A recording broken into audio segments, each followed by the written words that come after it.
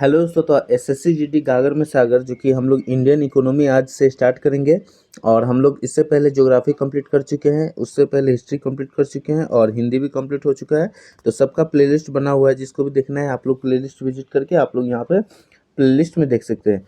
तो चलिए हम लोग अभी इकोनॉमी का करेंगे। तो इकोनॉमी तो अर्थव्यवस्था का परिचय एवं प्रकार, introduction and types of economy.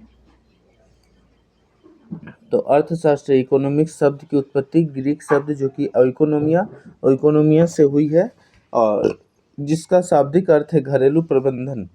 और इसका क्यूआर कोड है, जिसको भी यहाँ पे देखना है तो एक्सप्लेनेशन में देखना है तो आप इसको स्क्रीनशॉट मार के इसको यहाँ पे गूगल लेंस में अपलोड करके आप देख सकते हैं।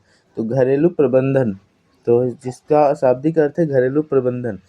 और अर्थशास्त्र का जनक जो कि father of economics Adam Smith को कहा जाता है, जिनकी प्रसिद्ध पुस्तक द वेल्थ ऑफ नेशंस जो कि 1976 में आया था है। और यहाँ पे वह अर्थव्यवस्था जिसमें आर्थिक न्याय निर्णय क्या, कैसे और किसके लिए उत्पादन करे, जैसे यहाँ पे ब्रैकेट में बाजार की शक्तियों जैसे कि मांग और आपूर्ति द्वारा निर्धारित होते हैं, बाजार अर्थव्यवस्था या फिर पूंजीवादी अर्थव्यवस्था कहलाती है।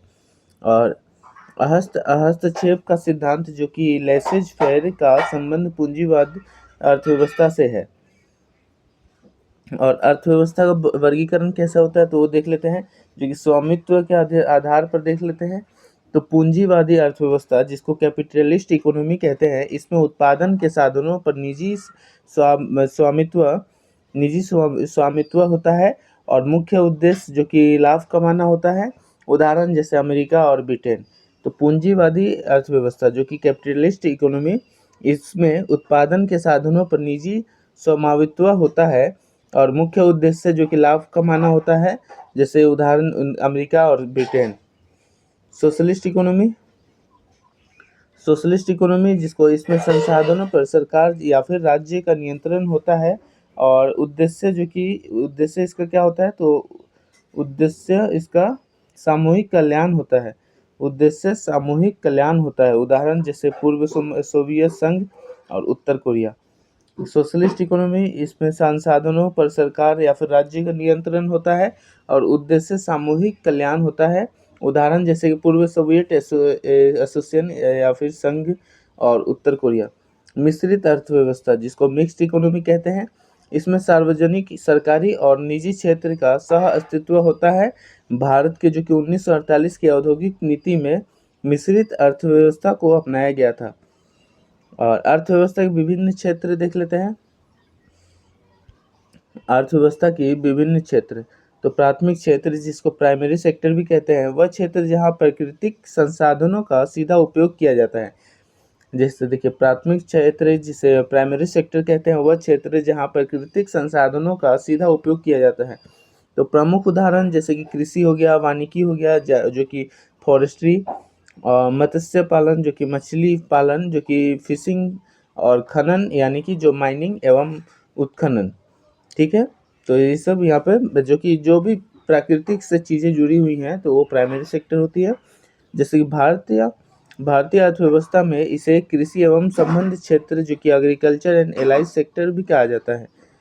और भारत के सर्वाधिक रोजगार लगभग भारत के सर्वाधिक रोजगार भारत में सर्वाधिक रोजगार यानी कि लगभग 45 से 46% इसी क्षेत्र में मिलता है, लेकिन जीडीपी में इसका योगदान सबसे कम जो कि आर्थिक समीक्षा 2024-25 के अनुसार लगभग 16% ही है। और भारत में सर्वाधिक रोजगार जो कि लगभग 45-46% इसी क्षेत्र में मिलता है, लेकिन जीडीपी में इसका योगदान सबसे कम जो कि आर्थिक समीक्षा है और इसका अनुसार 16% ही हुए हैं। और रेड कॉलर जॉब का संबंध प्राथमिक क्षेत्र के श्रमिकों से होता है। रेड कॉलर जॉब जो कि यहाँ पे संबंध प्राथमिक क्षेत्र के श्रमिकों से होता है। और नोट करने वाली बात, खनन जो कि माइनिंग को प्राथमिक क्षेत्र में रखा जाता है, लेकिन औद्योगिक उत्पादन सूचकांक का गणना में इसे उद्योग का हिस्सा माना जाता है। सेकेंडरी सेक्टर देखते हैं। द्वितीयक क्षेत्र जो कि सेकेंडरी सेक्टर, वह क्षेत्र है जहां प्राथमिक क्षेत्र के उत्पादों को कच्चे माल के रूप में उपयोग कर नई वस्तुओं को उपयोग कर नई वस्तुओं का निर्माण जो कि प्रोसेसिंग किया जाता है। द्वितीयक क्षेत्र वह क्षेत्र जहाँ प्राथमिक क्षेत्र के उत्पादन को कच्चे माल के रूप में उपयोग कर नई वस्तुओं का निर्माण या फिर प्रोसेसिंग किया जाता है। प्रमुख उदाहरण जैसे कि विनिर्माण जिसको मैन्युफैक्चरिंग, या फिर निर्माण जिसको कंस्ट्रक्शन, बिजली, गैस और जलापूर्ति भी कहते हैं। इसे औद्योगिक क्षेत्र या फिर इंडस्ट्रियल सेक्टर भी कहा जाता है। और ब्लू कलर जॉब को इस संबंध में इस क्षेत्र में कुशल श्रमिकों से है। इसे औद्योगिक क्षेत्र यानी कि इंडस्ट्रियल सेक्टर भी कहा जाता है और ब्लू कॉलर जॉब का संबंध इस क्षेत्र में कुशल श्रमिकों से है।